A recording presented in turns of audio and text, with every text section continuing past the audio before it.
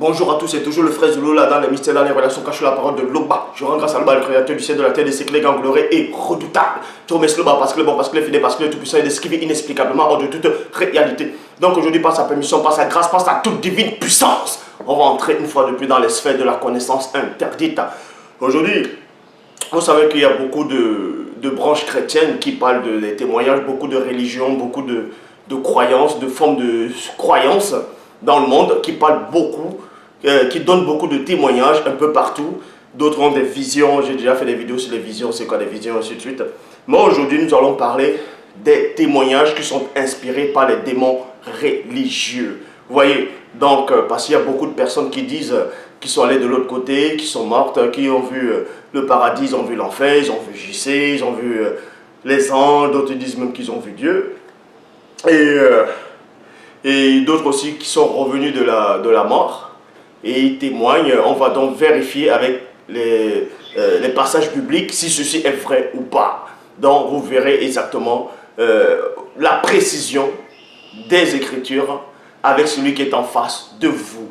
Donc, et aussi il y a beaucoup de personnes qui disent que les démons, même dans le monde, le monde invisible, parce qu'il y a le monde invisible, il y a plusieurs sortes de mondes invisibles maintenant, tout dépend où on se place. Mais bref, beaucoup aussi athèses soumettent la théorie de savoir que dans le plan occulte, dans le monde des ténèbres, le nom de JC n'est pas prononcé là-bas. Et que les démons ne peuvent pas prononcer le nom de JC. Donc on va donc voir, même dans les églises actuelles, soi-disant réveillées, il y a plein qui le pensent. On va donc voir avec les Écritures ce que l'Écriture elle-même en pense par rapport à cela. Parce qu'il est dit dans Proverbe 19.2 que le manque de science n'est bon pour personne. Et dans Jean 3.11, nous disons ce que nous savons et l'on rend témoignage de ce qu'on a vu. Donc je vous exhorte, peu importe où vous vous trouvez actuellement, regardez cet enseignement et partagez-le. Donc, on va aller dans Matthieu chapitre 8 au verset 28. Matthieu 8, 28. Dans la Bible des peuples, il est dit ceci. Quand JC atteignit le rivage, sur le territoire de Gadara, deux possédés du démon sortirent au milieu des tombeaux et virent à sa rencontre. C'étaient les hommes si sauvages que personne ne pouvait passer sur ce chemin. On vous dit ici, là, selon la Bible actuelle, à une époque très reculée, il y avait un territoire, il y avait de Gadara, dans d'autres versions, dans cette version de Bible des peuples, des possédés, des gens qui étaient possédés, des démoniaques, ils avaient des portes d'entrée. Ils avaient ouvert la porte de l'esprit, la porte de l'âme, la porte du corps, les différentes étapes, 3 étapes de possession. Donc c'était là, cette possession-là, ça s'appelle la possession finale, ou bien la finalité de la possession. Si l'Oba le permet, je ferai encore plus une vidéo sur ça pour mieux, bon pas mieux, mais approfondir encore d'autres sphères que je n'avais pas montré dans une vidéo par rapport aux positions démoniaques. Donc, ces gens ici, ces deux personnes étaient possédées, avaient une grande porte d'entrée dans les 3 facettes, dans les 3 dimensions, dans les 3 plans, l'esprit, l'âme et le corps. Et ils vivaient vers au niveau, c'est-à-dire dans les tombeaux. C'était les habitations, c'était au tombeau. Et dans d'autres versions, on va dire les cimetières. Et les gens de ce territoire n'osaient pas passer là-bas parce qu'ils étaient comme des brutes, c'était des sauvages, vu qu'ils étaient des possédés, ils étaient véritablement possédés, c'était des monstres, ils étaient devenus comme des monstres. Donc dans la Bible en français courant, quand JC arriva de l'autre côté du lac, dans le territoire de Gadarénie, deux hommes sortis du milieu des tombeaux et vit à sa rencontre, ces hommes étaient possédés par des esprits mauvais, ils étaient si dangereux que personne n'osait passer par ce chemin. Point. Et à point, on va ouvrir ce point. Remarquez ici que quand un démon possède quelqu'un, on va vous expliquer ce que c'est que l'ADN spirituellement occulte. Est-ce que vous comprenez? L'ADN dans la science interdite de la démonologie. Si l'Oba le permet que j'approfondisse ça, on vous donnera aussi le secret de l'ADN, je dis bien de l'ADN occulte, l'ADN occulte que chaque homme, ou bien que certains hommes peuvent avoir, hommes ou femmes ou animaux, ainsi de suite. C'est quoi déjà? Je vous donne déjà un petit aperçu de ça. Vous voyez, un démon ne va pas posséder n'importe qui. Quand je dis un démon, il ne va pas posséder n'importe qui. Un démon religieux ne va pas posséder quelqu'un qui n'a pas qui réfléchit pas. Quelqu'un qui n'a pas de sens, quelqu'un qui n'est pas un minimum un peu d'intellect, quelqu'un qui n'est pas déjà, qui a déjà de lui-même une porte qui donne à une science connue de nous. À une science connue de nous, mais qui est interdite pour certains. Ce qui veut dire que ces deux hommes-là qui ont été possédés dans le territoire de Gadara, dans d'autres versions, et dans une autre version dans le territoire de Gadarénien, ces deux personnes qui étaient possédées, ils n'étaient pas possédés par toutes sortes de démons, par n'importe quel démon. Parce qu'il existe différentes races et espèces de démons, vous voyez, différentes catégories et de puissance. Donc, le démon, on va dire l'un des démons supérieurs, ne va pas les posséder. Un homme comme ça, là, dans une sirène des eaux, ne va pas aller posséder un fou qui va rester manger dans la poubelle toute la journée. Mais la sirène des eaux, le démon en forme de sirène des eaux, ne va pas perdre son temps pour aller rester là-bas. Or, la sirène des eaux, elle va posséder les gens, on va dire, les gens qui ne sont pas, on va, entre guillemets, fous, qui mangent dans les poubelles comme ça. Hein. Ils vont posséder des gens qui vont avoir, qui ont aussi la capacité d'influencer la vie des autres, qui vont avoir la capacité de détruire la vie des autres, de séduire les gens. Vous voyez, il faut connaître la science interdite du démon, le mystère de la démonologie. Donc ici, ces deux hommes-là étaient possédés, non pas par des sirènes des eaux, non pas par d'autres formes de démons, mais ils étaient uniquement ici possédés par les démons guerriers. Est-ce que vous comprenez? C'était des démons guerriers, les démons guerriers qui étaient là-dedans. C'est pour ça qu'ils étaient comme des brutes, comme des monstres, ils étaient sauvages, une force surnaturelle remarquable. Et les gens dans ce territoire le savaient, avaient déjà aperçu les puissances, les forces. Et dans Matthieu chapitre 8, au verset 29, traduction John Nelson Darby, il dit ceci: et voici, il se criait disant, qu'y a-t-il entre nous et toi, virgule, JC, fils de Dieu, point d'interrogation. Donc il y a un point d'interrogation. Bon, on va vous donner plusieurs éclaircissements ici. Déjà, ces démons-là ont prononcé ce nom de JC. Parce qu'il y a beaucoup de ceux qui se disent chrétiens, qui disent que le démon ne peuvent pas prononcer ce nom, que c'est un nom puissant, que s'ils prononcent ce nom-là, ils ont du mal, ça va les faire du mal, ça va les brûler, et ainsi. Bref, tellement de théories sur ça. Or, dans Matthieu 8, verset 29, vient de contredire tous ces born again, tous ces chrétiens, tous ces faux pasteurs, tous ces gens qui croient que Dieu comme fer, que les démons ne peuvent pas prononcer ce nom de JC. Mais vous remarquez ici que le démon a bien prononcé ce nom-là. Le démon a bien prononcé ce nom-là. Es-tu venu ici avant le temps pour nous tourmenter? Dans Actes des Apôtres, chapitre 19, Actes 19, verset 13. Bible du semeur. Quelques juifs qui allaient en lieu pour chasser les démons, virgule. On dit ici, quelques juifs, dans d'autres versions, c'est quelques juifs ambulants. Mais ici, c'est quelques juifs qui allaient de lieu en lieu, pour chasser les démons, voulu alors invoquer, virgule, eux aussi, virgule, je m'arrête dans la virgule. Quand on dit ici, eux aussi, ça veut dire qu'il y avait déjà un groupe de personnes qui invoquaient le nom.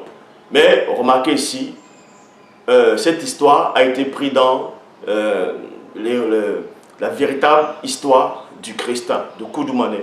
Mais ils ont juste changé le nom, ils ont peint la couleur, ils ont bref changé le lieu de naissance, et pour faire croire que c'était ce nom-là.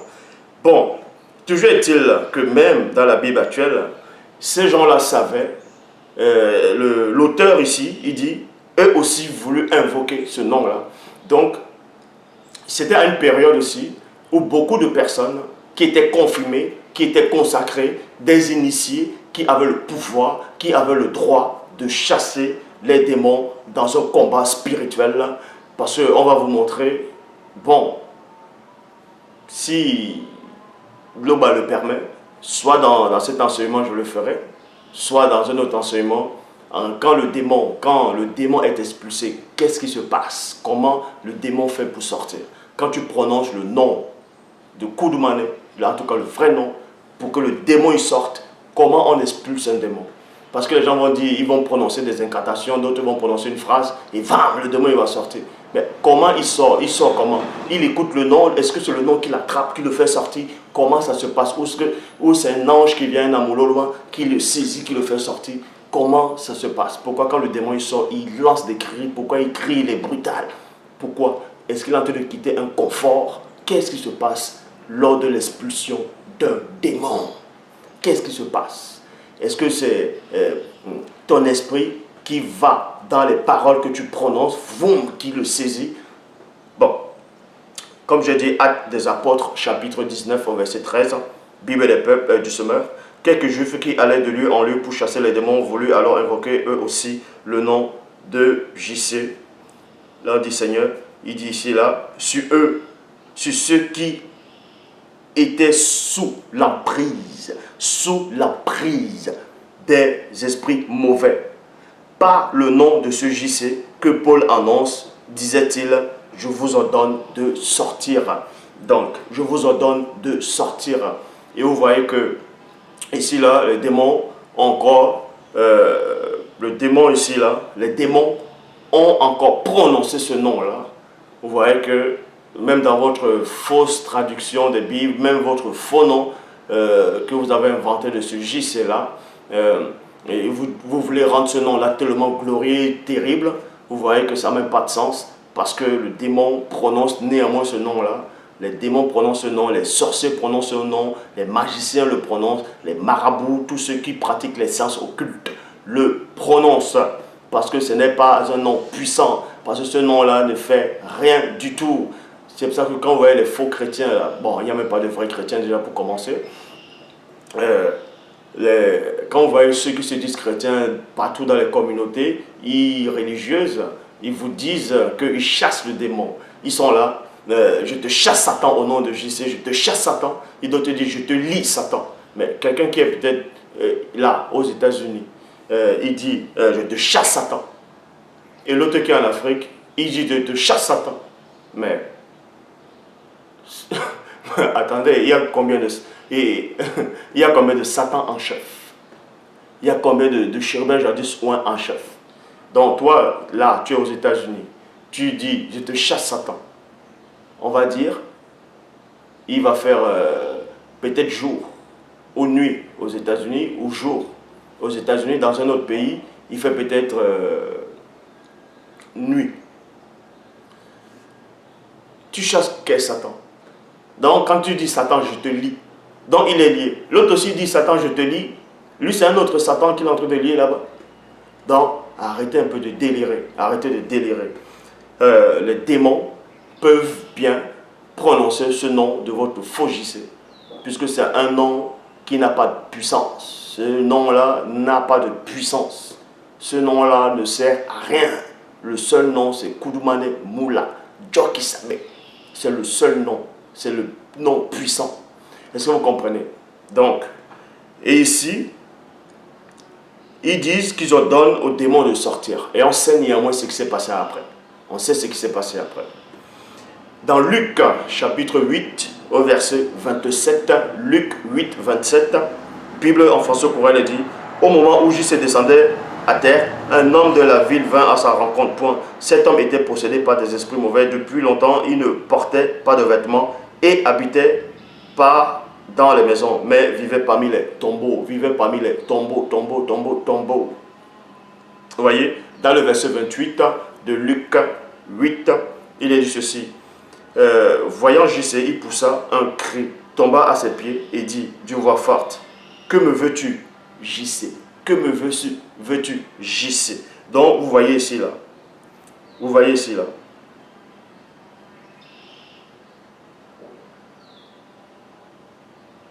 Oui, vous voyez ici que ce démon-là prononce néanmoins ce nom. Si vous voulez, je vais relire d'abord dans Luc 8, 27, Bible en français courant. Au moment où Jésus descendait de la terre, un homme de la ville vint à sa rencontre. Cet homme était possédé par des esprits mauvais. Depuis longtemps, il ne portait pas de vêtements et habitait pas dans les maisons, mais il vivait parmi les tombeaux. Il vivait parmi les tombeaux. Et comme j'ai dit dans le verset 28, voyant JC, il poussa un cri, tomba à ses pieds et il dit d'une voix forte, que me veux-tu, JC? Que me veux-tu, JC? Donc il a bien prononcé ce nom-là. Donc les gens encore qui vous donnent des témoignages en disant qu'ils sont allés dans le monde invisible, le monde occulte, que dans le monde où on pratique la science occulte, ils ne peuvent pas prononcer ce nom là-bas. C'est faux. Votre propre Bible, même trafiquée, vous montre que même vous-même, vous n'obéissez même pas à ça, que vous êtes dans l'erreur. Vous êtes en proie juste à des faux témoignages inspirés par les démons religieux. Et je dis bien, inspirés par les démons religieux. Donc, en cela, on va dans Actes des Apôtres, chapitre 19, au verset 14. Actes 19, 14. Bible des peuples. Parmi ceux qui se trouvaient les fils d'un prêtre juif nommé Esh-Sheva. Mais un jour, qui se risquèrent à le faire, où ils étaient entrés. On vous dit ici là, un jour où ils se risquaient. Donc c'était un risque d'aller expulser le démon quand tu n'es pas armé. C'est un risque d'aller expulser le démon quand toi-même on t'a déjà expulsé de la source. En cela, dans le verset 15 de Actes des Apôtres, chapitre 19, il est dit, mais l'esprit mauvais les répondit. Vous voyez, l'esprit mauvais les répondit. L'esprit mauvais les répondit. JC, je le connais. Paul, je sais qui c'est. Mais vous qui êtes-vous? Mais vous qui êtes-vous? Mais vous qui êtes-vous? Waouh! Waouh! Waouh! Waouh! Waouh! Waouh! Remarquez que ici, il y a quelque chose de très fort dans ce verset d'Actes 19, 15. Il y a quelque chose que beaucoup de personnes ont lu, n'ont pas saisi, n'ont pas compris. N'ont pas compris. On va donc aller dans le mystère de Actes 19, verset 15. Ce qui se cache derrière. La profondeur même. La révélation. Pour le bas. Et vous verrez qu'il n'y a qu'un seul enseignant mandaté. Que tout le reste sont des copistes. Donc, dans Actes 19, verset 15, il est dit, mais l'esprit mauvais leur répondit, deux points. JC, je le connais. Paul, je sais qui c'est. Mais vous, qui êtes-vous? Par ce verset-là, non seulement on vous montre que les démons prononcent ce nom, et encore, on va aller derrière le camouflage de ce verset-là pour vous révéler la supercherie, pour vous révéler l'hérésie, pour vous révéler le mensonge, pour vous révéler ce qu'ils ont voulu dissimuler. Donc, le démon, il dit ici qu'il connaît votre JC. Alors que vous savez que Jean, l'apôtre du vrai Christ, dans ses épîtres, il dit, celui qui a péché ne l'a pas vu et ne l'a pas connu.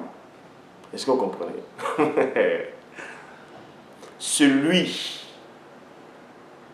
qui pêche ne l'a pas vu et ne l'a pas connu. Or, le démon ici, il dit qu'il connaît JC. Or, Jean dans ses épîtres, il avait dit, inspiré par le Saint-Esprit, par le Mundi, Moussangui, de Tété, de Loba. Il dit ceci, quiconque pêche n'a pas vu Dieu et n'a pas connu Dieu. Donc, si tu pêches, si tu vis dans le péché, tu ne connais pas Dieu. Or, le démon, il est le péché, il vit le péché. Mais il dit qu'il connaît JC. Maintenant, certains vont dire, ouais, mais le démon disait les démons disaient qu'il le connaissait. Donc, en gros, ça veut dire qu'il connaissait sa puissance, il connaissait son statut. Le démon dit qu'il le connaissait. Donc, on vous montre ici aussi que ce nom-là, c'est un faux nom. Que ce JC-là, c'est un faux JC. Parce que le frère, c'est Koudoumane. Donc, ici, on va passer dans la deuxième phase de ce qu'ils appellent faux témoignage. Et c'est ce qui arrive beaucoup actuellement dans le monde. J'avais fait une vidéo, c'était à l'époque, cette vidéo n'est plus là, mais je vais un peu en parler un tout petit peu. C'était un faux pasteur nigérien. Un faux pasteur nigérien qui, selon lui, il allait à un séminaire. Soit un séminaire, soit... Bref, il était dans sa voiture et il roulait. Il a percuté un grand arbre et le volant lui est entré dans le thorax. Et il est mort. Donc, et ils ont même montré une vidéo où on montre comment il est à la morgue. Vous voyez les morgues en Afrique, là, comment c'est un peu effrayant, bizarre, morbide. Voilà. Ils ont montré, en tout cas cet homme à la morgue, avec des cotons dans les narines. Et que ce jour-là, il y avait soi-disant un prédicateur des États-Unis ou bien un prédicateur blanc qui était venu pour une grande campagne d'évangélisation là-bas. Et qu'on a prié pour lui. Cet homme-là était en train de parler. Dans les chrétiens là-bas ont prié. Après, il est revenu à la vie. Et il racontait donc que quand il était mort, on l'avait mis dans la voiture, mais lui, il ne savait pas qu'il était mort. Il voyait 2 anges à côté. Et lui, on le transportait. Remarquez que quand il fait son témoignage, c'est quelqu'un qui a mal aux yeux. Donc quand il dit qu'il a mal aux yeux, il porte des lunettes de vue. Donc il porte des lunettes de vue, ça veut dire qu'il a mal aux yeux. Il a mal aux yeux parce que ses cellules sont atteintes. Ses cellules sont faibles. Vous voyez, il y a une puissance, il y a des cellules qui ont été touchées. Dans la vue, il ne voit pas bien, il a besoin de lunettes pour bien voir. Donc, c'est déjà une anomalie par rapport. Donc, cet homme-là porte des lunettes de vue. Il meurt, soi-disant dans son témoignage. Il part de l'autre côté, il voit JC, tout ça, bref. Après, il revient. Il donne son témoignage. Le pire, c'est que en revenant de la mort, il porte toujours des lunettes de soleil. Les lunettes de vue. Enfin, j'ai rigolé. Beaucoup de personnes ont liké cette vidéo, beaucoup de personnes ont aimé cette vidéo, beaucoup de personnes ont témoigné, ils ont dit gloire à ce faux JC. Mais la supercherie, elle est là. Et on va vous le démontrer bibliquement, que ce n'est pas possible que quelqu'un, je dis bien, je répète, je pèse mes mots. Vous voyez, c'est lourd, mais je le soulève. Quelqu'un qui porte des lunettes, quelqu'un qui porte des lunettes de vue, qui a mal aux yeux, quand il meurt, écoutez attentivement. Déjà, la mort, c'est quoi? On sait qu'il y a déjà la punition, la désobéissance. Et aussi, la mort, quand ça touche la mort, c'est l'épuisement des cellules. Bon, pas seulement. Il y a aussi le lien qui se rompt. Bon, quand quelqu'un meurt, et qu'il a la grâce qu'on le ressuscite, soit quelques minutes après, soit quelques heures après, cet homme-là qui revient à la vie, tous ces cellules se régénèrent. Est-ce que vous comprenez? Ça veut dire que s'il portait les lunettes avant de mourir, les lunettes de vue avant de mourir, à sa résurrection, il ne portera plus de lunettes de vue. Parce que vous connaissez le mystère même de la restauration. Le mystère de la restauration. Faites très attention quand vous venez écouter des faux témoignages, des fausses visions, des balivernes. Donc, dans 1 Corinthiens, chapitre 15, au verset 42, il est dit, Bible des peuples, c'est la même chose pour la résurrection des morts. Point. On sème un corps en décomposition, virgule, mais il ressuscite incorruptible. C'est-à-dire la restauration des cellules, la restauration complète des cellules. Pour cela, on va dans Jean, chapitre 11, au verset 39. Jean 11, 39. Traduction John Nelson Darby, il dit, Christ dit, ôte la pierre. Marthe, la sœur du mort, lui dit, Seigneur, il sent déjà, car il est là depuis 4 jours. Donc, c'est ici dans la Bible que l'histoire de la Bible, Lazare était mort. Et on l'avait déjà mis au tombeau depuis 4 jours. Donc, il sentait déjà. Sentir ici, c'est quoi? Bon, son corps était en train de décomposer. Donc, il avait déjà des plaies partout. Il se décomposait déjà. Donc, il sentait déjà mauvais. Il sentait déjà le pourri. Il sentait déjà mauvais. Donc, il avait des plaies, tout. C'est ça qu'on l'avait bandé. Donc, il sentait déjà. Donc, son corps était déjà pourri. Il avait des plaies, tout ça. Et dans Jean chapitre 11, verset 44, quand Christ l'a ressuscité, en tout cas le vrai Christ l'a ressuscité, on dit cela, et Lazare sort, virgule, lui qui était mort, et les pieds et les mains attachés avec des bandes de tissu. Son visage est enveloppé d'un linge. Christ dit aux gens, enlevez-lui tout cela et laissez-le partir. Bon, dans la suite, on ne vous a pas expliqué la scène. Mais je suis là pour vous expliquer la scène parce que nous disons, dans Jean 3, 11, nous disons ce que nous savons, rend témoin de ce qu'on a vu. Ce qui s'est passé quand Lazare a ressuscité, son corps ne pourrissait plus. Dans les blessures, ce corps décomposé était recomposé. Donc, en décomposition, c'est bien restauré. Donc, s'il avait des cicatrices, la cicatrice disparaît. La cicatrice disparaît. Donc, ce qui veut dire que même quand quelqu'un a des taches, a une cicatrice sur lui, et un jour il fait un accident, que c'est un croyant, et qu'on le ressuscite là, la cicatrice même va disparaître. On va vous expliquer. On va même vous expliquer pourquoi Thomas, Christ lui a montré les blessures. D'autres gens ont dit, mais Christ a ressuscité, mais il avait toutes les blessures sur lui. Non, on va vous expliquer ces choses. Donc ici, vous voyez, dans 1 Corinthiens, chapitre 15, au verset 43, il est dit dans la Bible, parole de vie, ce que l'on met à la terre, c'est un corps qui ne vaut plus rien. Et c'est ce que le corps de Lazare était. Mais quand il se réveille de la mort, virgule, il est plein de gloire. Point. Ce qu'on met à la terre, dans la terre, c'est un corps faible. Donc, l'épuisement des cellules, des tissus qui se déchirent, ensuite la décomposition. Mais quand il se réveille de la mort, il est plein de force. Donc, la restauration. Est-ce que vous comprenez? C'est la restauration complète. Donc, arrêtez d'écouter les témoignages des fausses personnes, même des enfants qu'on a manipulés, qu'on envoie pour créer le buzz, pour vous dire qu'ils sont morts, ils sont revenus à la vie. On vous montre même des images, mais les images, ça peut être trafiqué. Mais les comédiens existent. On peut prendre une poudre sur toi. C'est comme le mystère de la zombification. Là-bas, là, en Haïti, la zombification. Ceux qui ont pratiqué on va dire une sorte de science occulte.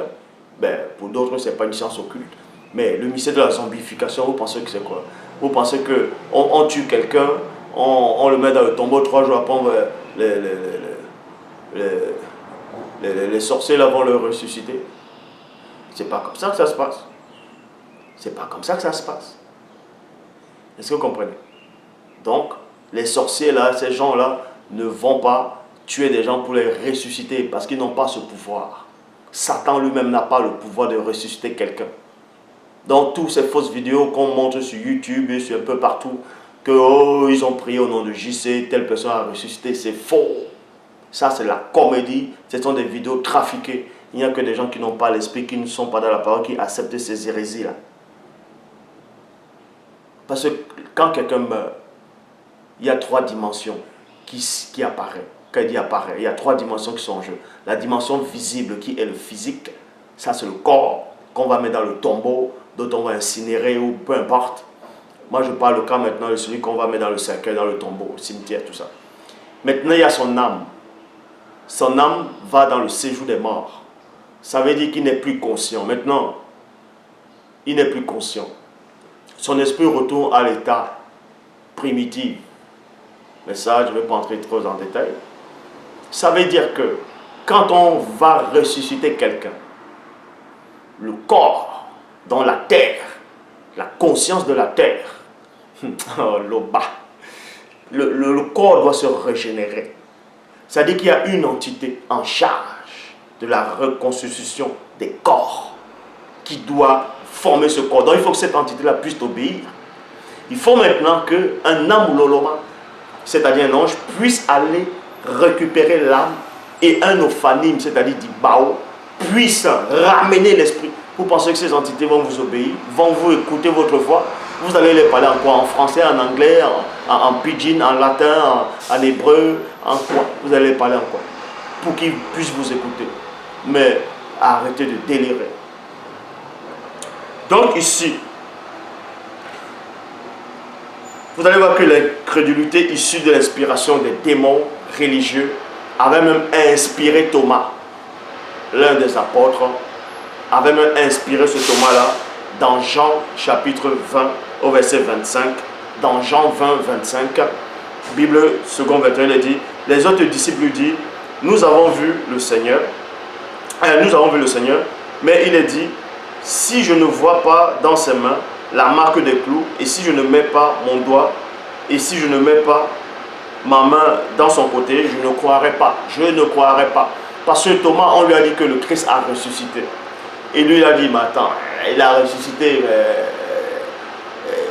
il a fait des miracles, lui-même il a ressuscité les morts, mais comment quelqu'un va se ressusciter lui-même? C'est pas possible. Comment il va faire? Il dit, bon non, mes preuves, c'est que si je ne vois pas la marque des clous. Pourquoi Thomas a dit ça?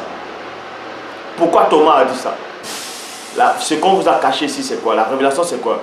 Thomas a dit ça parce que dans la conversation, vous allez savoir qu'on a expliqué à Thomas ce qui s'était passé. Et ils ont donné la description de Christ. Et Thomas ne croyait pas. C'est pour ça qu'il a dit qu'il faut qu'il lui voie la marque des trous. Il voit les blessures que Christ avait pour savoir, pour reconnaître que c'est lui. Parce qu'on lui avait expliqué, les autres apôtres avaient compris, quand ils ont vu le Christ, le mystère de la restauration. Christ n'avait pas les marques de trous quand les apôtres l'ont vu. Puisque eux, ils ont compris cela. Or, Thomas, lui, il voulait des preuves. Il n'avait pas compris cela parce que le démon religieux l'avait inspiré. Dans Matthieu, dans Jean chapitre 20 au verset 27, traduction lui second, il est dit, puis il dit, là c'est Christ maintenant qui dit à Thomas plus tard, il dit à Thomas, avance ici ton doigt et regarde mes mains, avance aussi ta main et mets-la dans mon côté et ne sois pas incrédule, virgule, mais crois. Donc ici là, Christ n'a pas ressuscité avec ça, puisque même dans le chemin de Maïs, on ne l'a pas reconnu. C'est-à-dire que Christ a juste a eu pitié de Thomas, il lui a fait une grâce. Il a fait apparaître les marques. Parce que quand Christ avait ressuscité, il avait la nature angélique. Est-ce que vous comprenez? La nature des entités. C'est pour ça qu'il pouvait prendre l'apparence qu'il voulait. Mais ici, là, il a juste fait apparaître les blessures pour que Thomas puisse croire. C'est pour ça que plus tard, Christ dit, dans Matthieu, dans Jean plutôt, 20, 29, Christ lui dit, parce que tu m'as vu et que tu as cru, point d'interrogation. Heureux ceux qui croient, ceux qui me voient, non, ceux qui ne voient pas et qui pourtant croient. Et pourtant croient. Donc on vous montre ici que on a juste fait grâce à Thomas. Est-ce que vous comprenez? Donc tout ce que les gens viennent vous dire comme témoignage, tout ça c'est faux. L'Oba c'est encore glorifié.